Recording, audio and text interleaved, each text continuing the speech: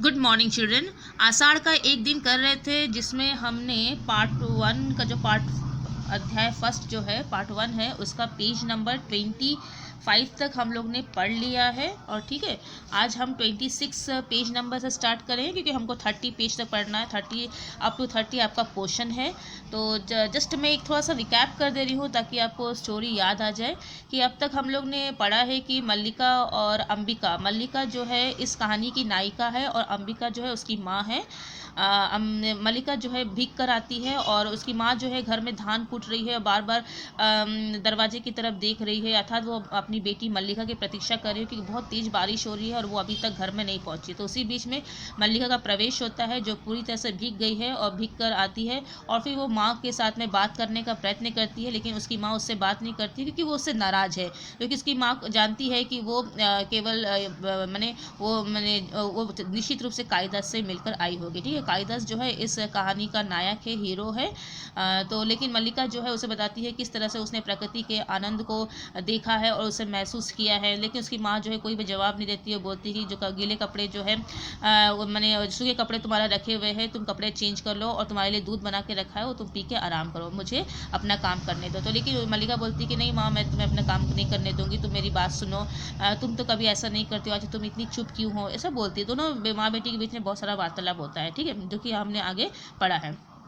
तो फिर उतना में क्या होता है, ये जो मल्लिका है और अंबिका जो है वो कुछ अश्वरोही जो है उनके घोड़ों की टापों का आवाज़ सुनते हैं। और फिर जो है मल्लिका बोलती है कौन लोग हैं, तो उसकी माँ बोलती है कि मैं हमें दिखा देना चाहिए थी वाला कि यहाँ इधर यहाँ पर दिखाई देते हैं ना। तो फिर मल्लिका बोलती है लोग कौन है, तो अंबिका बोलती है ये तो राजपुरुष है और जब भी लोग राज के सैनिक है, जब भी ये कर्मचारी यहाँ पर आते हैं हमारे गाँव में कुछ ना कुछ अनहोनी होती है ना, कभी बाढ़ आ जाता है, कभी कुछ महामारी फैल जाती है, कभी तो बोले ऐसे समय में ही बोले जब एक पिछली बार जब ऐसे कर्मचारी हमारे गांव में आए तो उस समय से हमारे पिता की भी मृत्यु हुई थी, ऐसा वो बोलती है, अपने पुराने दिनों को वो याद करती है। ठीक है, कौन जो अंबिका जो मैंने आपको यहाँ पर दिखाया है। ठीक है, फिर वो जो तो फिर ये जो है मैंने वो पूछती है, मल्लिका उसको पूछती है परंतु आज के ये लोग यहाँ इसलिए आए हैं। तो फिर अंबिका बोलती पता नहीं बोले किस लिए आए हैं, पता नहीं अब कौन सी मुसीबत जो है हमारे गांव में आ गई। फिर इसी बीच में जो है अंबिका बात छेड़ती है कि मैंने अग्निमित्र को दूसरे तुम्हारा रिश्ता जोड़ने के लिए भेजा है, वो आए हैं। तब मल्लिका बोलती है तुम मेरा शादी क्यों करना चाहती, माँ मैं अभी शादी नहीं करना चाहती। तो अंबिका बोलती है हाँ बोले तुम जो चाहती हो वही हो रहा है, अग्निमित्र आए हैं और बोल रहे हैं कि जहाँ पर वो तुम्हारा रिश्ता ले गए तो उन्होंने शादी करने से मना कर दिया। तब मल्लिका बोलती है कि आप जो है कि वो कौन होते हैं मुझे ठुकराने वाले, मैं खुद ही उनका रिश्ता जो है ठुकराती हूँ। ठीक है, तो फिर उसकी माँ बोलती है हाँ बोले तुम बहुत बड़ी हो गई, बोले अब तो तुम अपने जीवन का फैसला खुद ही कर सकती है, अब तुम पर तो मेरा कोई अधिकार भी नहीं है। तो फिर मल्लिका बोलती है ऐसी कोई बात नहीं है माँ कि मैंने कब कहा कि मुझ पर तुम पर अधिकार नहीं है, कि तुम्हारा अधिकार नहीं है क्या। ठीक है, तो इस तरह से फिर जो है मल्लिका और अंबिका के बीच में मुझे ऐसी भावना से तृष्णा। तो फिर वो बोलती है कि मैं जानती हूँ कि मैं तुम्हारी दुख की बात जानती हूँ, फिर भी मुझे अपराध का अनुभव नहीं होता, मैंने भाव। तो फिर वो बोलती है कि माँ हाँ मैं जानती हूँ कि तुम कालिदास को पसंद नहीं करती हो, ठीक है, तो लेकिन मैं जानती हूँ कि वो जो कालिदास अच्छे इंसान हैं और तुम्हारे मन में उनके प्रति जो घृणा का भाव हो वो बेकारण है और मुझे विश्वास है कि एक ना एक दिन वो शायद दूर हो जाएगा। ठीक है, तो उसकी माँ बोलती देखो मुझे तो बोले मुझे ये सब जो तुम जिसे भावना कहती हो बोले वो भावना नहीं है, केवल एक आत्म प्रवचना है। ठीक है, तो उसकी मल्लिका उसको अंबिका बोलती है, तो अंबिका जो है उसको बहुत समझाने का प्रयत्न करती है अपनी बेटी को कि वो कालिदास से दूर है, लेकिन मल्लिका जो है वो बिल्कुल ये जानती है कि कालिदास बहुत ही अच्छे इंसान है। ठीक है, तो बोले कि वो हमेशा जो उसकी प्रशंसा भी करती है ना, तो गांव के लोग जो है उसे मल्लिका बोलती है हाँ गांव के लोग तो उसे हमने आवारा नकारा सब बोलते हैं, लेकिन मुझे मालूम है कि उनके अंदर कितना गुण है। ठीक है, फिर इसी बीच में जो है कालिदास आते हैं एक हिरण शावक को लेकर के, और हिरण शावक जो घायल है और वो फिर उसको बहुत दिलासा देते दिखते हैं, फिर मल्लिका के पास लेके आते हैं और उसका मरहम पट्टी करते हैं। उसी बीच में जो है दंतुल का प्रवेश होता है। दंतुल जो एक राजपुरुष है जिसने हिरण शावक का शिकार किया है, क्योंकि वो नहीं जानता है कि इस गाँव में जो है पशुओं को मारना गलत या नहीं मैंने अवैध है, लेकिन वो बाहर से आया इसलिए उसने अपने पशुओं का शिकार कर लिया और वो पशु जो है उसी पशु को जो है कालिदास अपनी गोद में लेकर आते हैं। उसी पशु के रक्त बिंदु को देखते हुए उसको फॉलो करते हुए दंतुल जो है कालिदास तक पहुंचता है। फिर कालिदास और दंतुल के बीच में काफ़ी वाद विवाद होता है। दंतुल बोलता है कि ये मेरा शिकार तुम मुझे दे दो, तो कालिदास बोलता है कि मैं कदापि भी तुम्हें इसे नहीं दूंगा फिर से वापस मृत्यु की गोद में जाने के लिए, ठीक है, हिरण शावक को। तो इसी बीच में फिर इसको दंतुल को पता चलता है मैं जिसकी बात कर रहा था वो तो कालिदास था और मैं इसी के लिए यहाँ पर इस गाँव में आया हूँ। तो फिर मल्लिका से बोलता है कि मुझे जाना होगा और जाके उनसे मुझे क्षमा मांगनी होगी। तो उसी बीच में मल्लिका को भी मालूम पड़ता है कि उनको उज्जैनी से राजकवि बनने का ऑफर आया है और उज्जैन के राजा जो उनको सम्मान देना चाहते हैं, उनको अपना राजकवि बनाना चाहते हैं, ठीक है। और फिर यही बात जो है वो अपनी माँ के साथ में बोलती है कि माँ तुम सुन रही हो, तुमको साथ समझ लो कि उसकी माँ जो है इन सब बातों पर ध्यान नहीं देती है। वो बोलती है कि मुझे उससे कोई मतलब नहीं है, मुझे केवल अपने परिवार से मतलब है, ठीक है, मुझे इन सब चीज़ों पे ध्यान नहीं देना है, ठीक है। तो हम लोग 25 तक पढ़े हैं। अब उसी बीच में जो है मातुल भी आते हैं। मातुल ने उनकी तोहफी बोले हाँ बोले तुम इसलिए घृणा करती हो क्योंकि वो मातुल का काम नहीं करते, कुछ काम नहीं करते, इसलिए तुम उससे घृणा करती हो, ठीक है। उससे आगे हम पढ़ते हैं। मल्लिका तुम उनके प्रति सदा अनुदार रही हो माँ, तुम जानती हो उनका जीवन परिस्थितियों की कैसी विडंबना से बीता है। मातुल के घर में उनकी क्या दशा रही है। उस साधनहीन और अभावग्रस्त जीवन में विवाह की कल्पना ही कैसे की जाती है। तो उसकी माँ बोलती है कि अगर तुम सचमुच वो तुमको इतना पसंद करता है, तुम्हारे बारे में सोचता है, तो तुम शादी क्यों नहीं कर लेता। मल्लिका बोलती है कि माँ ये भी संभव नहीं है, तुम जानती हो किस परिस्थितियों में रह रहे हैं, ठीक है, और किस अभावग्रस्त जीवन में बहुत सारी कमियाँ हैं, ठीक है, और इस कमियों में मैं उनके ऊपर जो है विवाह का बोझ नहीं डालना चाहती हूँ अंबिका। और अब जब कि उनका जीवन साधनहीन और अभावग्रस्त नहीं रहेगा, तो अंबिका बोलती है कि अब तो वो राजकवि बनने वाला था, अब तो कोई समस्या नहीं रहेगी। तो मल्लिका कुछ क्षण चुप रहकर उनके पैरों को देखती है। किसी संबंध में बचने के लिए अभाव जितना बड़ा कारण होता है, अभाव की पूर्ति उससे बड़ा कारण बन जाती है, ठीक है। तो मल्लिका बोलती है यह तुम्हारी नहीं विलोम की भाषा है। तो फिर मल्लिका बोलती है कि माँ तुम जो बोल रही हो वो तुम नहीं, तुम्हारी विलोम की भाषा है। मैंने यहाँ पर विलोम आता है और तुमको भड़काता है। विलोम जो है इस कहानी का खलनायक है जो मल्लिका को पसंद करता है, ठीक है, और वो चाहता है कि मल्लिका से उसकी शादी हो जाए, लेकिन विलोम ये भी जानता है कि मल्लिका कालिदास को पसंद करती है, ठीक है। इसलिए वो हमेशा जो है वो भी एक कवि है, उसी गाँव का एक कवि है, लेकिन उतनी प्रसिद्धि उसको उतने नहीं मिली जितने की प्रसिद्धि कालिदास को मिली। लेकिन वो ये जानता है कि अंबिका जो है कालिदास को पसंद नहीं करती है और वो उसी बात का फ़ायदा उठाता है। वो उनके घर में आता है और उसकी माँ को कालिदास के विरोध में भड़काता है, भी बहुत सारी बातें भी बोलता है, ठीक है, ताकि उसकी माँ जो है हमेशा उसका विरोध करते रहे और उसका रास्ता जो है यहाँ पर साफ हो जाए, ठीक है। इसलिए मल्लिका बोल रही कि ये तुम्हारी भाषा नहीं है, विलोम की भाषा है। अंबिका मैं ऐसे व्यक्ति की अच्छी तरह समझती हूँ। तो अंबिका बोल रही कि मैंने ऐसे ही अपने बाल सफ़ेद नहीं किया है, मैं विलोम को भी अच्छी तरह समझती हूँ कि वो किस उद्देश्य से यहाँ पर आता है, ठीक है।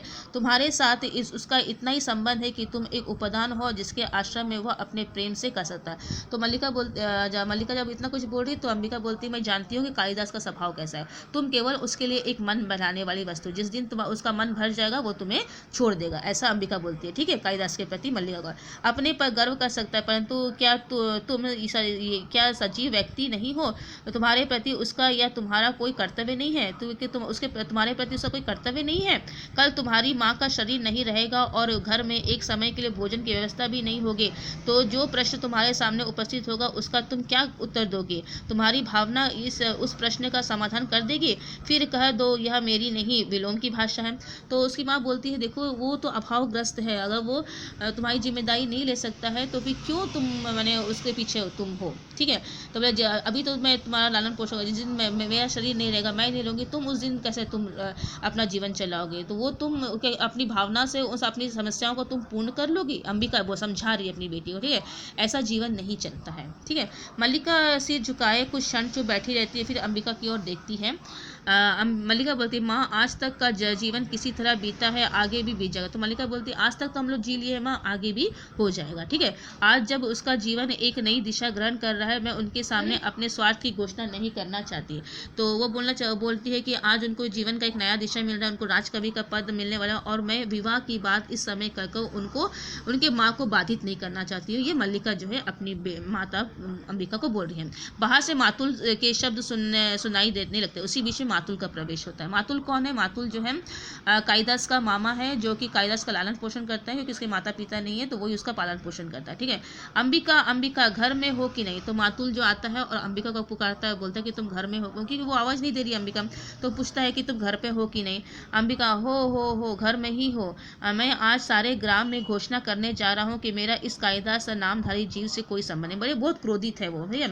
और अंबिका को आकर बोलता है कि आज मैं पूरे गांव में ये ऐलान करने जा रहा हूँ कि कालिदास से मेरा कोई संबंध नहीं है। तो मल्लिका पूछती है, क्या हुआ आर्य मातुल?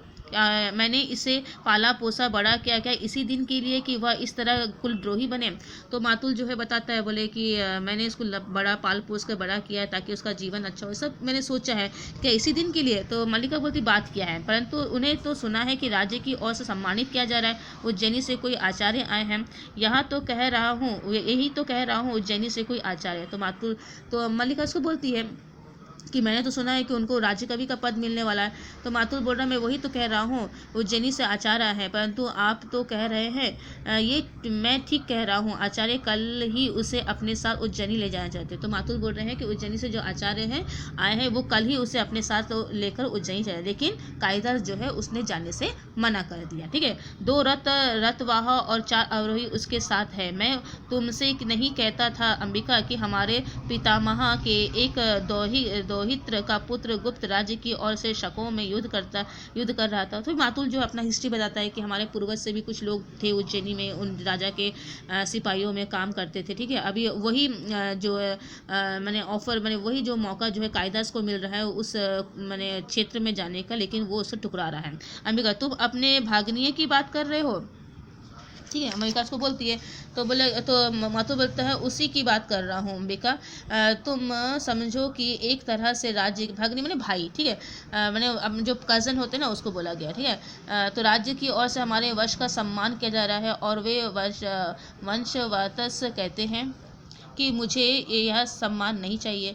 तो मातुल बोल रहे हैं कि कितना बड़ा सम्मान मिल रहा है लोग, हाँ, और ये जो बोल रहा है कालिदास बोल रहा है कि उसे ये सम्मान नहीं चाहिए। मल्लिका सहसा उठ कर खड़ी रहती है, मैं राजकीय मुद्राओं में से कृत होने के लिए नहीं हूँ। तो और साथ ही मातुल ये बोल रहा है कि कालिदास ने बोल रहा है कि मुझे मुद्राओं में राज्य की मुद्रा मैंने राज्य का जो पैसा है उसके द्वारा मुझे दास बनाकर वहाँ पर नहीं भेजा जा सकता, मैंने पैसे देकर जो है मैं दास बनाकर वहाँ पर नहीं जा सकता। ठीक है।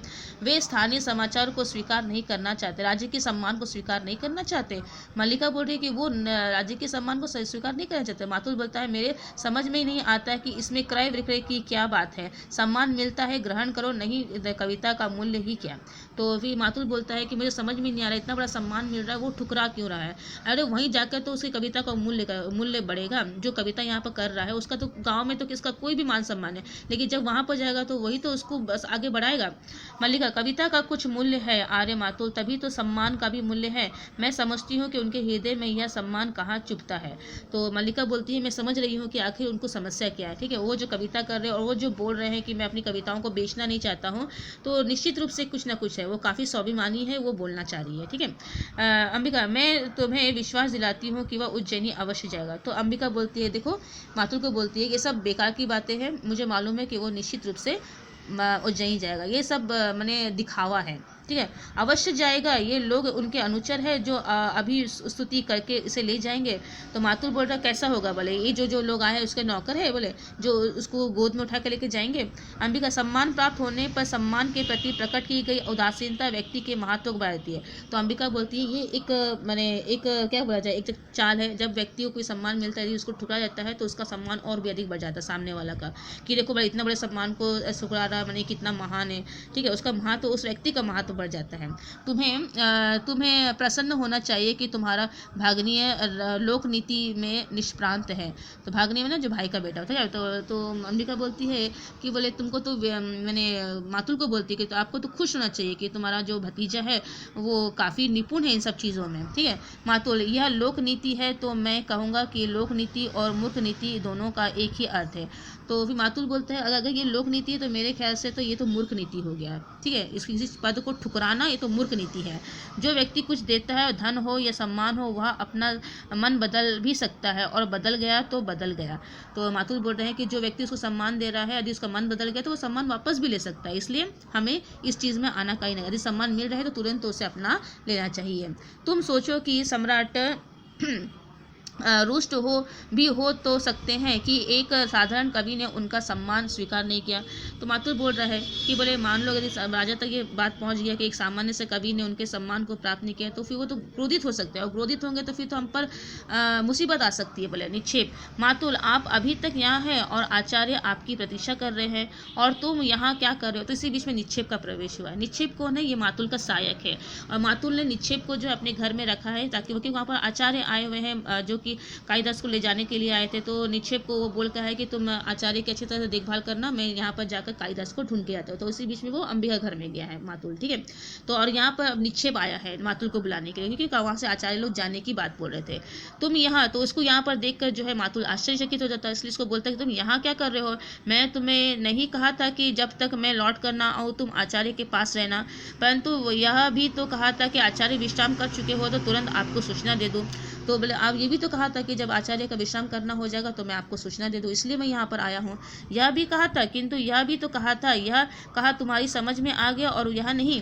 तो बोले कि तुमको वहीं पर रहने के लिए कहा था, वो बात तुमको समझ में नहीं आया, लेकिन आकर मुझे सूचना देना वो बात तुमको समझ में आया। तो वो क्रोध में है मातुल, तो अपना क्रोध जो है निक्षेप पर प्रकट कर रहा है। निक्षेप किंतु मातुल, किंतु क्या मूर्ख, मातुल मूर्ख है? बताओ तुम मुझे मूर्ख समझते हो? नहीं। तो मातुल और फिर निक्षेप के बीच में वार्तालाप होता है। मातुल उसको बोलता है कि निक्षेप क्या तुम मुझे मूर्ख समझते हो? बोले तो मातुल बोलते हैं नहीं ऐसा तो कोई बात नहीं है। बोले निक्षेप बोलता है ऐसा तो कोई बात नहीं है। मातुल बोला मैं मूर्ख नहीं, तो विश्वास ही तुम, तो निश्चय ही तुम मूर्ख हो। आचार्य ने क्या कहा है? निक्षेप, उन्होंने कहा है कि वे आपके साथ इस सारे ग्राम प्रदेश में घूमना चाहते हैं। फिर बाद में उसको जब उसको थोड़ा ध्यान आता है तो मातुल को पूछता है अच्छा बताओ, बोले आचार्य ने क्या संदेश भेजा है? तो बोलते हैं, फिर वो निक्षेप बताता है कि आचार्य चाहते हैं कि वो आपके साथ में ये ग्राम प्रदेश घूमे, ठीक है। मातुल के मुख पर गर्व की रेखाएं प्रकट होती है। जिस प्रदेश में कालिदास की कविता को जन्म दिया है वो इसी इसलिए वो इस गांव का भ्रमण कर, जिसने इस महान कवि को जन्म दिया है जो एक महान रचनाकार है। मातुल कालिदास की कविता, फिर टहलने लगता है। ना जाने कितने बड़े आचार्य को इसकी कविता में क्या विशेषता दिखाई। वो क्रोधित है, पता नहीं बोले कालिदास की कविता में क्या दिखाई देता है। बोले इतना बड़ा आचार्य है, इतना राज्य का आचार्य है, इसको लेने आया है और यहाँ पर ये मान सम्मान को ठुकरा रहा है कालिदास को। ये बात जो है कालिदास के बारे में जो है ये मातुल अपने सहायक निक्षेप से बोलता है। इस रुक कर अंबिका की ओर देखता है। इस वक्त को सामान्यतः लोक व्यवहार तक का तो ज्ञान नहीं, और तुम लोक नीति की बात कहती हो। अच्छा, आप एक हिरण शावक को गोदी में लिए घर की ओर आ रहे थे। फिर वो बताता है कि क्या हुआ। बोले कि कालिदास जो है हिरण शावक को गोदी में लेकर अब घर की ओर आ रहा था। सौभाग्यवश मैंने बाहर ही देख लिया, तो मैंने उसको बाहर देखा। वो घर के अंदर प्रवेश नहीं किया, घर के अंदर तो आचार्य बैठे हुए थे और बाहर की तरफ ही मैंने उसको देख लिया। मैंने प्रार्थना की कि कवि कुल गुरु यह समय इस रूप में घर में जाने की नहीं है। तो मैं उनको फिर बाहर में ही रोका, बोला कि तुम इस रूप में, बोले घर में जो है उज्जैनी के आचार्य आए हैं और तुम्हारी वेशभूषा ठीक नहीं है, तुम इस रूप में घर में मत जाओ, ठीक है। उज्जैनी से एक बहुत बड़े आचार्य आए हैं, आप सुनते ही लौट गए। जैसे ही वो बोला आचार्य आए हैं तो ये सुनकर जो है वो लौट गया। उसको बताया गया कि उसको मैंने राजकवि का मिलने वाला है, वो उसको ले जाने वाला है, तो वो वहीं से लौट गया, ठीक है। जैसे रास्ते में सांप देख लिया हो। तो मल्लिका, मातुल के लिए अंदर से आसन ला दो। फिर अंबिका बोलती है मातुल के लिए आसन ला दो, बैठे और फिर बात करें। मल्लिका उठने लगती तो मातुल उसे रोक देता है। तो बोलता नहीं तुम आसन से मतलब, अब मेरा जाने का समय हो गया, मुझे जाना चाहिए, ठीक है। और मातुल, नहीं मुझे आसन नहीं चाहिए, आचार्य मेरी प्रतीक्षा कर रहे होंगे, ये बोलकर जो है वहाँ से प्रस्थान करने के लिए होता है, ठीक है। तो हमको पेज नंबर 30 तक पढ़ना है, तो मैंने पेज नंबर 30 तक आपको पढ़ा दिया है।